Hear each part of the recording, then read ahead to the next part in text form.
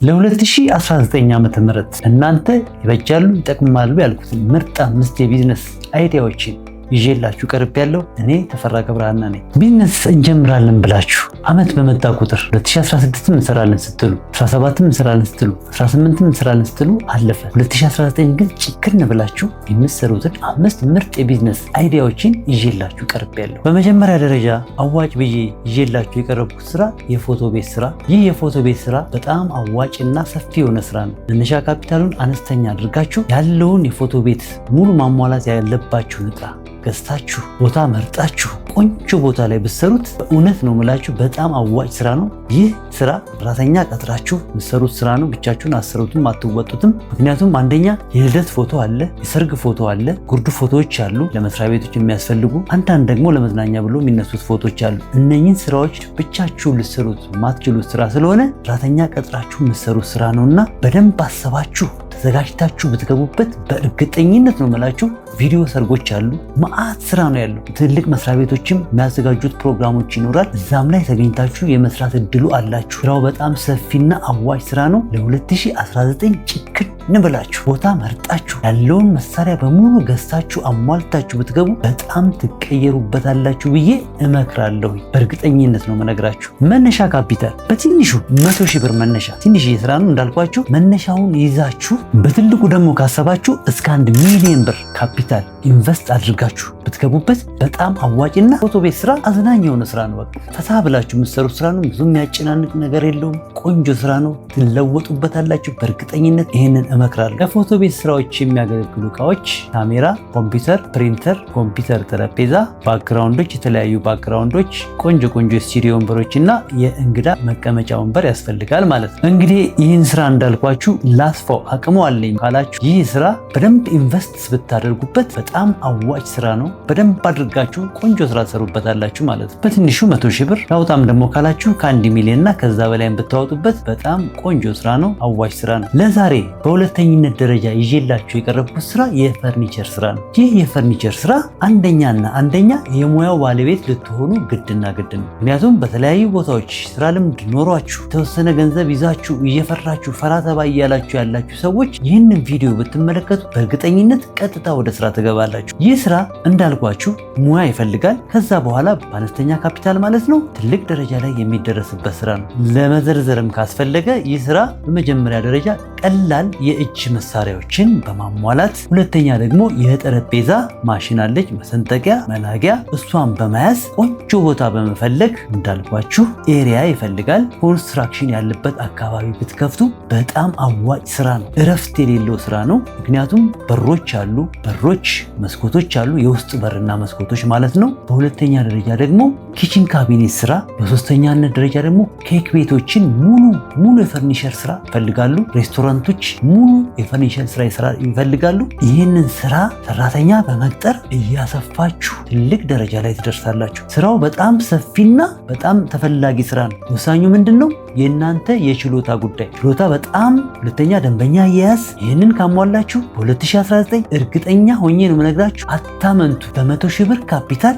እና ከዛ በላይ ይዛችሁ ብትገቡ በእርግጠኝነት ትለወጡበታላችሁ ብዬ እመክራችኋለሁ። አትፍሩ፣ ግድ የላችሁ። በተጨማሪም ደግሞ ይህ ስራ የሚሰራው ብዙ ጊዜ ትልልቅ ማሽን ቤቶች ውስጥ የሚያልቁ ስራዎች ናቸው። ማሸግ፣ ቅርጽ ማውጣት፣ ጂግሶ የሚባል መሳሪያ እሱ እንኳን ባይኖራችሁ ትልልቅ ማሽን ቤቶች ሙሉ ስራውን እዛ ጨራርሳችሁ እናንተ ጋር ምንድነው መገጣጠምና ቫርኒሽ ምናምን ቀባብቶ ማጠፊያ አሟልታችሁ የምትሰሩ ስራ ስለሆነ ምንም የሚከብድ ነገር የለም። እኔ አንድ ዘመድ ያለ ሰርቶ ተቀይሮ ዛሬ ስራውን በደንብ አድርጎ ሰርቶ አሜሪካ ድረስ ሄዶ አሜሪካም እዛው ዶክስ ከፍቶ ፈርኒቸር ቤት ስራ እየሰራበት ነው የሚገኘው። በእርግጠኝነት በጣም ትቀየሩበታላችሁ እና በጣም አዋጭ ስራ ነው።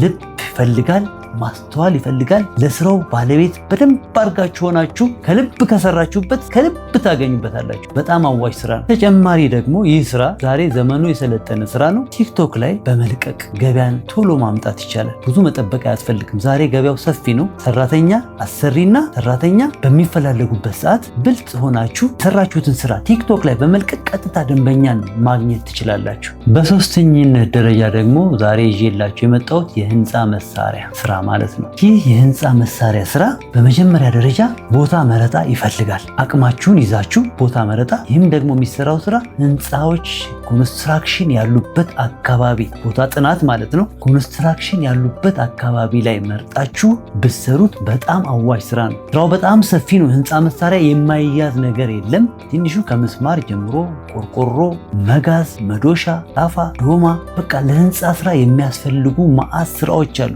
እነሱ አሟልታችሁ ቀጥታ ወደ ስራ ብትገቡ ኢንቨስት ብታደርጉበት ተገልብጦ ያወጣችሁትን ገንዘብ በአጭር ጊዜ ይመልስላችኋል። ቶሎ የሚመልስ ስራ ነው። ምክንያቱም ህንፃ የሚሰራበት ኮንስትራክሽን ያለበት ቦታ ላይ ሰው ሩቅ መሄድ አይፈልግም። እዛው አካባቢው ላይ ገዝቶ ቶሎ አቅርቦ መጠቀም ስለሚፈልግ ተመጣጣኝ ዋጋ በማድረግ ወደ ስራው ብትገቡ በጣም ትቀየሩበታላችሁ። በእርግጠኝነት ነው የምነግራችሁ። በጣም ሰፊ ነው ደግሞ ስራው በጣም ሰፊ ነው። ከህንፃ መሳሪያ ወደ ኮንስትራክሽን እቃዎች ወዲያው መገልበጥ ትችላላችሁ። ህንፃ መሳሪያ ይዛችሁ በጎን ላይ ደግሞ አቅሙ ቦታው ሰፊ ቦታ ካላችሁ የኮንስትራክሽን እቃዎችን በመያዝ የተያያዘ ተመጋጋቢ ስራ ስለሆነ ምክንያቱም መጀመሪያ የህንፃ ስራውን እቃ ታቀርባላችሁ። ከዛ ደግሞ ያንን ስራ የሚያሰሩ ሰዎች የኮንስትራክሽን እቃዎች ይፈልጋሉ። ለምሳሌ እንደ ሲሚንቶ፣ አሸዋ፣ ጠጠር፣ ቴራዞን፣ ሴራሚክ እያለ ስራው በጣም ሰፊ ነው። የባኞ ቤት እቃዎች፣ ቧንቧዎች፣ ቱቦዎችን እነዛን በማሟላት በሰፊ የሚሰራ ስራ ነው።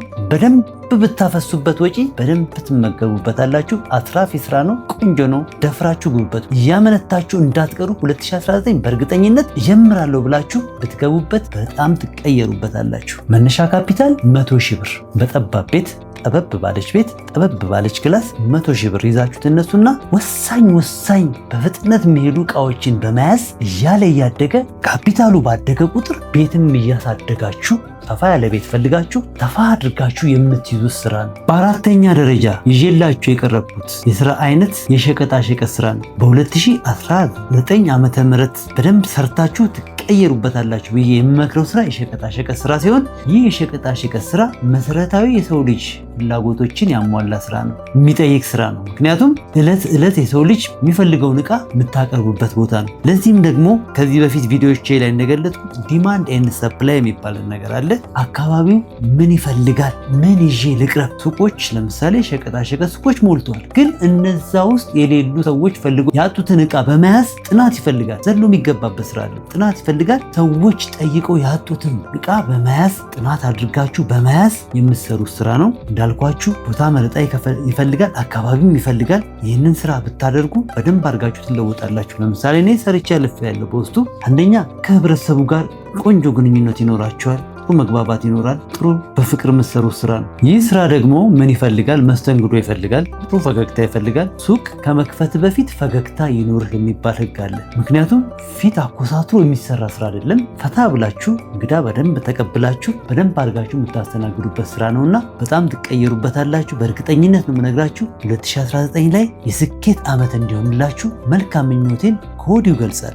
በአምስተኛና በመጨረሻ ደረጃ ይዤላችሁ የቀረብኩት ስራ የባልትና ውጤቶች ስራ ማምረት፣ ማቅረብን፣ ማዘጋጀትን ይመለከታል። ይህ ስራ በጣም አዋጭ የሚያደርገው ስራ መሰላችሁ? በትልልቅ ከተሞች ላይ ብዙዎች በመስሪያ ቤት ደረጃ ያሉ ሰራተኞች ይህንን ስራ ለማዘጋጀት ጊዜ ስለማይኖራቸው ተፈላጊነቱ በጣም የሚጨምር ስራ ነው። ይህ ስራ በመኖሪያ ቤት ውስጥ የሚሰራ ስራ ሲሆን ሙሉ ግብአቱን ከገበያዎች ላይ ጥርት ያለ ዕቃ በመግዛት ምሳሌ ጥሩ በርበሬ፣ ዛላ ቆንጆ በርበሬዎች አሉ።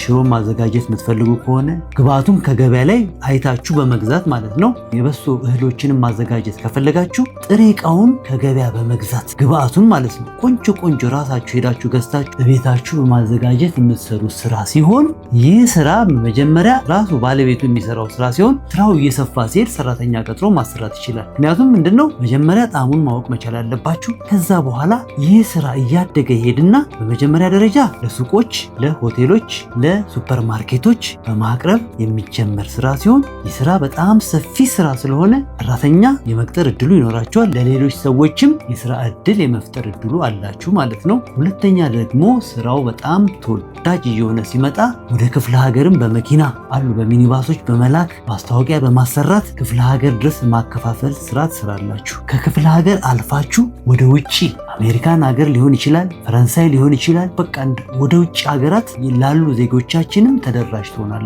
ስራው በጣም ሰፊና አስደሳች የሆነ ስራ ስለሆነ በሰፊው ብትሰሩት በደንብ አድርጋችሁ ትጠቀሙበታላችሁ ብዬ እመክራለሁ። ክቡራን ተመልካቾቼ ዛሬ ከተራ ቁጥር 1 እስከ 5 የዘረዘርኩላችሁ ምርጥ 5 የቢዝነስ አይዲያዎች እነኚህ ነበሩ። በእርግጠኝነት 2019 ዓ.ም ላይ ወደ ስራው ቀጥታ በመግባት እንደምትቀየሩበት ሙሉ እምነት አለኝ። የወደዳችሁትን ሀሳብ ኮሜንት ላይ ገብታችሁ ብትገልጹልኝ ደስ ይለኛል። ሰብስክራይብ ማድረጋችሁንም እንዳትረሱ። ለነበረኝ ቆይታ ከልብ አመሰግናለሁ። ጤና ይስጥልኝ። ተፈራ ገብረሃና ነኝ።